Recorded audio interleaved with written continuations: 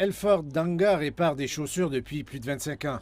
Il dit que les affaires sont au plus bas, ce qui réduit considérablement ses revenus, mais il explique que le plus gros coût qu'il a ressenti est la hausse des prix des denrées alimentaires.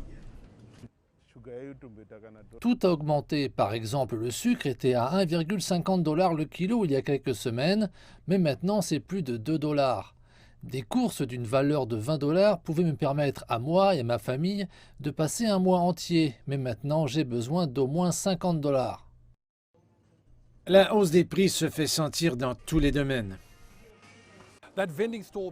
Ce stand de vente derrière est un reflet approprié de la dynamique sur le terrain en ce moment, parce que beaucoup de gens ne peuvent pas se permettre les 4, 9 ou 12 paquets standards de papier toilette dans les points de vente informels.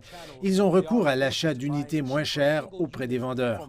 Il y a un reconditionnement similaire en unités plus petites pour les produits de base comme l'huile de cuisson, le sucre et le sel. Selon le Conseil des consommateurs du Zimbabwe, le coût d'un panier de produits de base pour une famille de 6 personnes a bondi de 10 % entre décembre et février. Il s'agissait d'une forte augmentation des prix des produits de base, en particulier des produits alimentaires. En fait, le panier total est passé de 72 967 à 75 757. Et comme vous pouvez le constater, ces chiffres parlent d'eux-mêmes. Le panier équivaut désormais à 600 $ américains, à un moment où un fonctionnaire moyen en gagne moins de 300. M. Danga attribue ces augmentations à l'instabilité monétaire, alors que l'organisme de surveillance des consommateurs affirme que les entreprises obtiennent des dollars américains lors de l'enchère hebdomadaire au taux officiel, mais que les prix indexés sur le taux du marché parallèle sont responsables.